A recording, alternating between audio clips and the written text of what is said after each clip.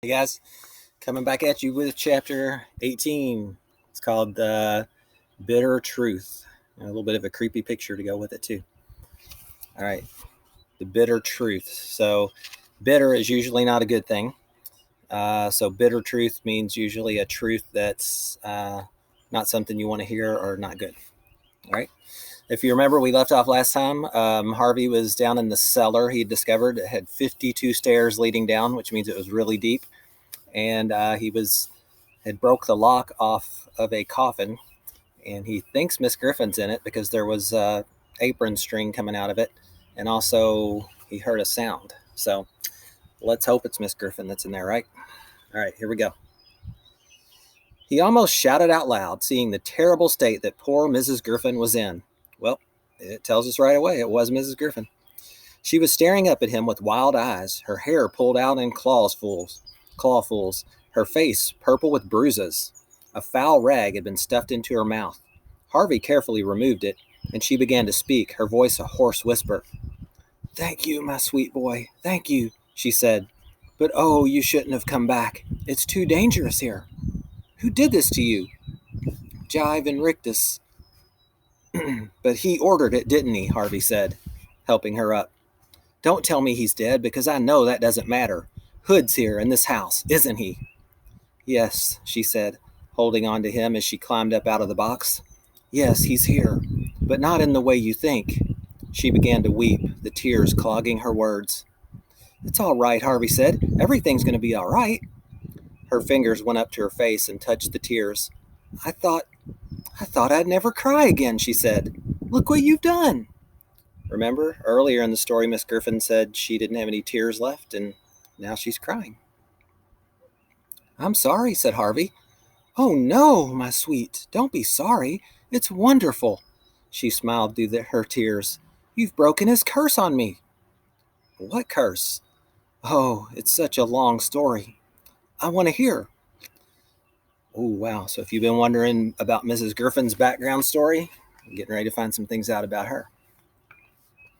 "I was the first child who ever came to Hood's house," she said. "This was many, many years ago. I was 9 when I first walked up the front path. I'd run away from home, you see." "Why?" "Well, my cat had died, and my father refused to buy me another. And what do you think Rictus gave me the very day I arrived?" "3 cats," said Harvey. "You know how this house works, don't you?" Harvey nodded. "It gives you whatever you think you want. And I wanted cats, and a home, and—" "What?" "Another father." She shivered with fear, remembering the horror. "I met Hood that night. At least, I heard his voice." Stu Cat had come to her feet, and she paused to stoop and gather the creature into her arms. "Where did you hear him?" Harvey asked. "In the attic at the top of the house. And he said to me, 'If you stay here forever and ever, you'll never die. You'll grow old, but you'll live until the end of time and never weep again.'" "And that's what you wanted?" "Well, it was stupid, but yes, I did. I was afraid, you see. Afraid of being put into the ground like my cat." A new wave of tears came running down her pale cheeks. "I was running away, not just from home, but from death." "Straight into its house," Harvey said. "Oh, no, child," Mrs. Griffin said. "Hood isn't death." She wiped away her tears so as to see Harvey more clearly. "Death is a natural thing. Hood isn't. I would welcome death now like a friend. I'd driven away from my door. I've seen too much, my sweet. Too many seasons, too many children." "Why didn't you try and stop him?" "Oh, I have no power against him. All I could do was give the children who came here as much happiness as I know how." "So how old are you?" Harvey asked. "Who knows?" she replied, laying her cheek against Stu Cat's fur. "I grew up and old in a matter of days, but then the passage of time seemed to lose its hold on me. Sometimes I've wanted to ask one of the children, 'What year is it in the world outside?'" "I can tell you." "Don't," she said, putting her finger to her lips. "I don't want to know how the years have flown. It would hurt too much." "What do you want then?" "To die," she said, with a little smile. "To slip out of this skin and go to the stars." Is that what happens? I'm not sure, but it's what I think, she said. But Hood won't let me die, not ever. That'll be his revenge on me for helping you to escape. He already had Blue Cat murdered for showing you the way out. Hood's gonna let you go, Harvey said. I promise. I'm gonna make him. She shook her head. You're so brave, my sweet, she said, but he won't let any of us go. There's such a terrible emptiness inside of him. He wants to fill it with souls, but it's a pit, a bottomless pit, no amount of souls could ever fill. And you're both heading for it, said an oily voice. The speaker was Mar. She was oozing down the stairs. We've been looking for you up and down, she said to Harvey. You'd better come with me, child. She extended her arms in Harvey's direction. He remembered all too well her transforming touch. If you remember, Mar's the one that turned him into the vampire.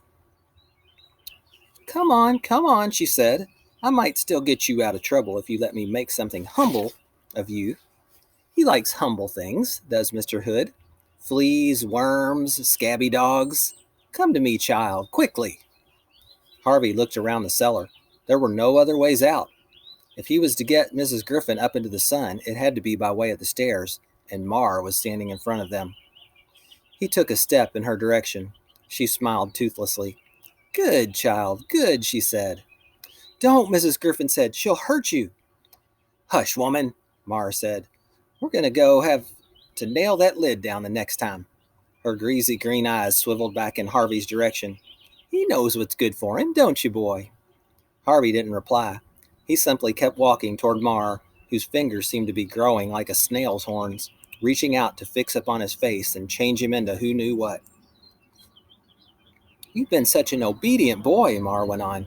Maybe I won't turn you into a worm after all. What would you like to be? Tell me, what's in your heart? Never mind my heart, Harvey said, reaching out toward Mar. What about yours? A puzzled look came over Mar's face. Mine, she said. Yes, said Harvey. What do you dream of being? I never dream, she said defiantly. You should try it, Harvey told her. If you can change me into a worm or a bat, what could you do for yourself? The defiance on her face became bafflement. Bafflement? What's it mean if you're baffled? Confused. And the bafflement turned to panic. Her outstretched fingers began to retreat into themselves. Harvey reached for them like lightning, however, interweaving his fingers with hers. What do you want to be? He said to her. Think. She started to struggle, and he felt her magic surging through her fingers into his, attempting to work some change on him. But he didn't want to be a vampire bat anymore, and he certainly didn't want to be a worm. He was quite happy to be himself. The magic, therefore, had no hold on him. Instead, it flowed back into Mar, who began to shake as though she were being dipped in icy water. What are you doing? She demanded. Tell me what's in your heart, he said, returning her invitation. I'm not telling you, she replied, still trying to wrestle her fingers free of his. But she was not used to having her victims resist her this way. Her muscles were soft and flabby. She pulled and pulled, but she couldn't escape him. Leave me alone, she said. If you harm me, Mr. Hood will have your head. I'm not harming you, Harvey said. I'm just letting you have your dreams, the way you let me have mine. I don't want them, she yelled, struggling more than ever.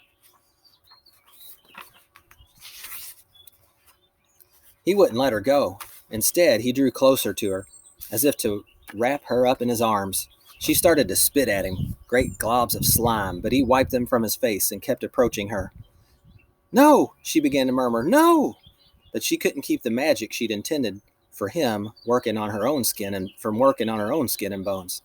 Her fat face began to soften and run like melting wax. Her body sagged in its ragged coat, and a greenish gruel began to pour out onto the floor. Oh, she sobbed. You terrible child. What dream was this, Harvey wondered, that was turning Mar into mush? She was growing smaller all the time, her clothes dropping off as if her body shrank, her voice becoming thin. It could only be moments before she disappeared altogether. What do you dream about? Harvey said, as Mar's fingers ran away between his own, like brackish water. I dream of nothing, Mar replied, her eyes sinking back into her disintegrating head. And that's what I've become. She was almost lost in the folds of her clothes. Nothing, she said again. She was no more than a dirty puddle now, a puddle with a fading voice. Nothing. Then she was gone, devoured by her own magic, turned into what she dreamed of, nothing. You did it, Mrs. Griffin said. Child, you did it. One down, 3 to go, Harvey said. 3?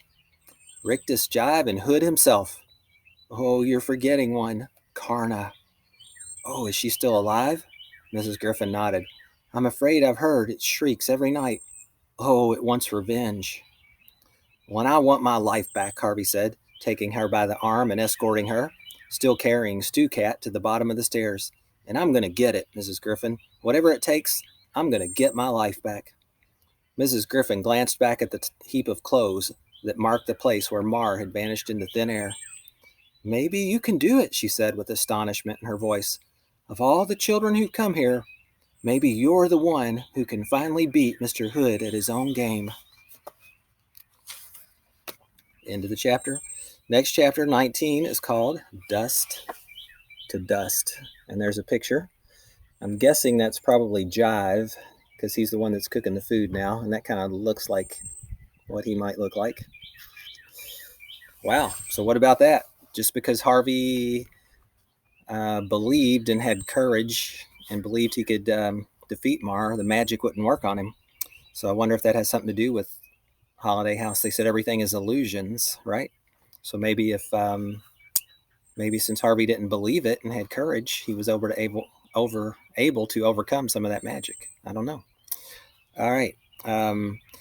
So my guess is to get through Jive and Karna and Rictus and Mr. Hood, Harvey's still got a lot of work to do. All right. Enjoy the chapter. Be thinking about what you're expecting, questions, predictions, any of those things you might be thinking about. And we'll pick up the next chapter on Monday.